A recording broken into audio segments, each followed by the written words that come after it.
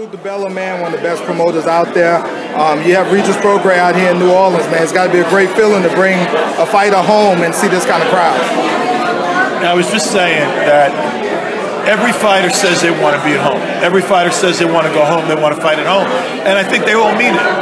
But Regis means it more and in a different way than most fighters I've ever known.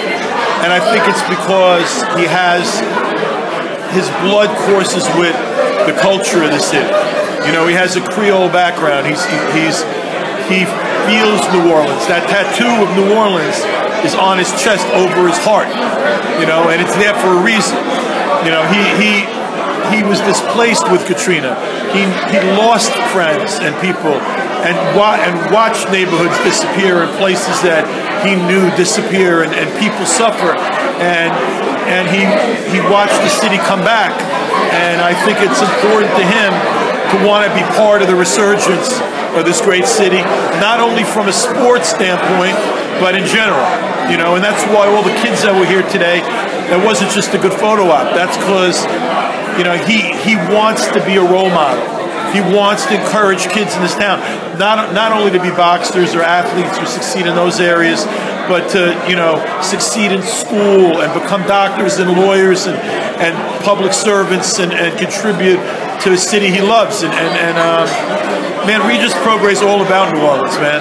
And that's one of the reasons he's the Rougarou. It's a cool looking mythical figure, man. It looks like that wild looking you know, werewolf.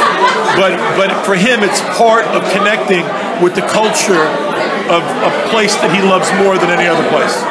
I spoke to him. He told me Victor Poster wouldn't fight him. He knew that Ramirez wouldn't fight him.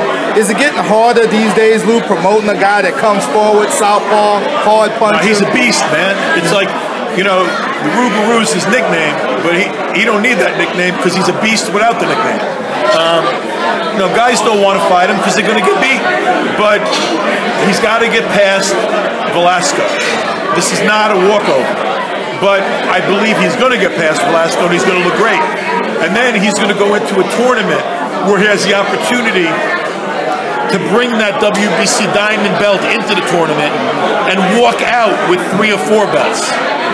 And that's going to be a great opportunity for him. And we're not going to have to worry about chasing opponents because they're going to be right there in that tournament. So, you know, I think there are really good things ahead and really big things ahead for Regis in the next year. We got to get past July 14th first. Are you a fan of tournaments, Lou? I am. You know, I'm a fan of anything that can help my fighter get bigger and reach his potential and his dream.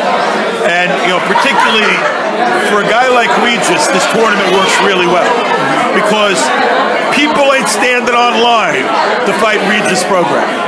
The tournament put up a lot of money to entice people to enter the tournament. And once you're in the tournament, you can't run and you can't hide. So I'm a fan of this tournament. I'm a fan of the World Boxing Super Series. And if Regis gets past July 14th, which he will, but everybody's got to come out and see. But if he gets past July 14th, he's going to have a great opportunity to clean up in that tournament. I appreciate the time, Lou. Thanks. My pleasure.